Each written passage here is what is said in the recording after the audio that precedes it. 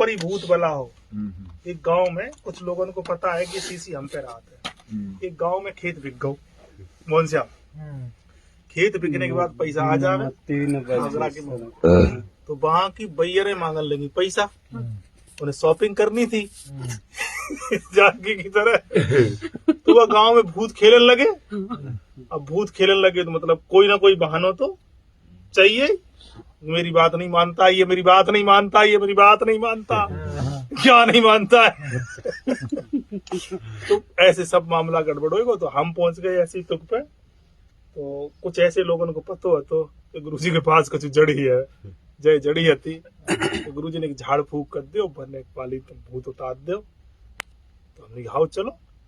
तो हम गए, सो 2-3 वार लोटी परी तो जा पे जू मसान के बाबे बू मसान। तो हम गए, सो नाक में नेक नेक लगाई तो एकदम भग गो। हम 4-5 दिन रहे, कोई भूत नहीं भाऊ। फिर हम चले आए, फिर भूत खेलने लगो। तो हमने की आवाज के बाद हम एक चेला तैयार करें जा बाहे दे आए जैसी सी। हमने जब भी आए जब ये मंत्र जब ये सुना दो। तो कहने का मतलब इसका करंट इतना तेज है और भूत प्रेत बलाएं जो है उनको पकड़ती है जिनका नर्वस सिस्टम पूरा नाड़ियां। जैसे आयुर्वेद में एक प्रेत चिकित्सा है, मतलब वहां पर मंत्र झाड़ फूक नहीं है, चिकित्सा इलाज है। तो इलाज किनका? उन नाड़ियों का है। जो लोग आयुर्वेद के थोड़े से जानकार है या जिन्होंने मूल आयुर्वेद पढ़ा है। वैसे आयुर्वेद के बारे में ऐसा लोग नहीं बोलते कि प्रेत चिकित्सा तो है, लेकिन प्रेत चिकित्सा का कोई वैद्य नहीं है। तो प्रेत चिकित्सा का वैद्य मतलब लोग उसको नहीं मानते।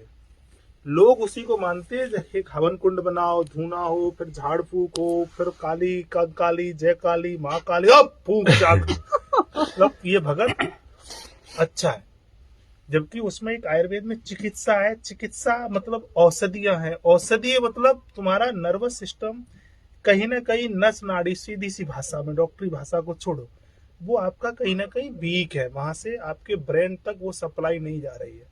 अब जैसे योग में हम बहुत सारी चीजों को ऐसे टेढ़ा मेढ़ा करते हैं, ऐसे करते, और जब भूत प्रेत आता है तो वो किसी एक मुद्रा को 100 ही करता रहता है ना। ये कहते हैं कि घटवई वाले या कंधे वाले, तो वो कंधे ही चला रहा है तो ना। मतलब ऐसे भूतों के जो नाम है, तो कोई एक सिस्टम, यानी योग में हम किसी एक पर्टिकुलर अंग को ही ज्यादा प्रेस करते हैं, उसको मोड़ते हैं। तो वही हमारी नर्व यानी नस या नाड़ी वीक होती है तो उसकी चिकित्सा की जाती है। अब नस से जितनी भी हैं, नाक से ले जाने वाली औषधियां, वो सब लगभग प्रेत चिकित्सा में ही आ जाती है। अब बस प्रेत की चिकित्सा करने वाले का काला पीला ढोंग ततूरे मतलब वो हो।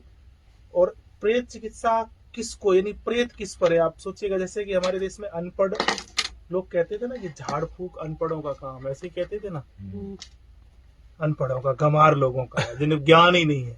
लेकिन आज जो झाड़ फूक करने वाले जो लोग हमारे देश में है ना, उनके पास अनपढ़ है क्या? पढ़े लिखे भी तो लाइन में लगे उनके, सब पढ़े लिखे लगे, सब पढ़े लिखे लगे हैं। मतलब वही पढ़े लिखे कहते थे कि अनपढ़ों का काम है, गंवार है, ये क्या है, तो वो सब लगे। तो इसका मतलब आज हमारे देश में सबसे ज्यादा अगर कोई हावी है तो प्रेत हावी है, भूत मसान जिन हावी है। दवाई नहीं लग रही गुरुजी, कछु ऊपर को देख ले, नीचे को पता नहीं, वो मिक्सी घुसी पड़ी है, सिलबट्टा है नहीं दवाई घर में, ऊपर को कहा देख ले हो। पहले नीचे को ठीक कर लो, ऊपर वाला अपने आप। मतलब मेरे पास 95%, बल्कि अगर मैं ये कहूं कि 99% वही रोगी हैं जिनको चिकित्सा यानी इलाज लगातार आए, गुरुजी कछु ऊपर को देखो, कहू ने कछु कराए दो। हम कह रहे हैं कि कोई मेरे पे कछु करवाए दे, हम दे देंगे 100-200 करोड़ रुपए, कहू मंत्रिमंडल में हमें घुसवाए दे, चले है एक आध मंत्री बनवाए दे, बस दे देंगे हम उसे 150 करोड़, क्या दिक्कत है। पर ऐसी कोई मंत्र विद्या नहीं है नहीं।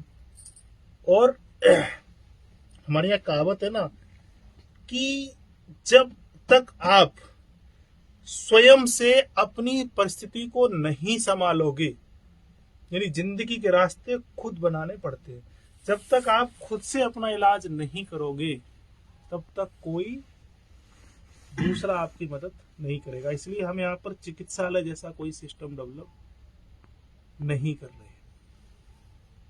कारण मेरा सीधा सिद्धांत है कि अगर आप झोपड़ी में रह के बीमार हो तो आप कोठी में रहना शुरू कर दो, कोठी में रह के अगर आप बीमार हो तो झोपड़ी में रहना शुरू कर दो। गैस की खाए रहे हो तो फिर आप रोटी चूल्हे की खाने लगो, और चूल्हे की खाए के तुम बीमार हो तो गैस की खाओ, पता लग जाएगा कि क्या है वास्तव में। यानी जो कर रहे हो उसके एकदम उल्टे चलो, बदल दो सिस्टम। वो कोई करने को तैयार नहीं। आजकल कहते हैं कि दवाइयां दे दो, दवाई बढ़िया दे दो, बढ़िया डॉक्टर कहाँ है, बढ़िया वैद्य कहाँ है, ये ढूंढते बढ़िया दवाई कौन सी। अब जैसे जा रहे बताए थे कि सोराइसिस के लिए इतनी बढ़िया वो कहा सहजन के पत्तों की छाल हर्पीस के लिए उसको टच कर दो, कोई नहीं मानेगा।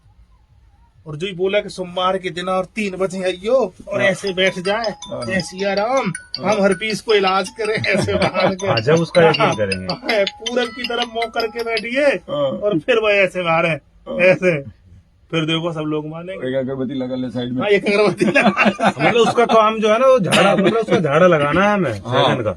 और उन्होंने वो 10-15 मिनट तक बताया था उसने, और हमने करा था वो 3 दिन में उसका रिजल्ट मिल गया था। हमें पहले दिन दर्द गायब होगा था पापा का। जबकि हर्पीस एक ऐसी समस्या है सहजनों का हो, सहजन जल्दी नहीं होती है, छोटा सा ये प्रयोग है और ये हमारे पूर्वजों को और सहजन। मैंने उससे रो के बात करी थी, जिससे मैंने बात करी थी, मैं कहा जी मैं तो बहुत परेशान, मेरे पापा बहुत परेशान है। कौन सी बेटा तू घबरा मत ना, तू मेरे कहने से वो कर अभी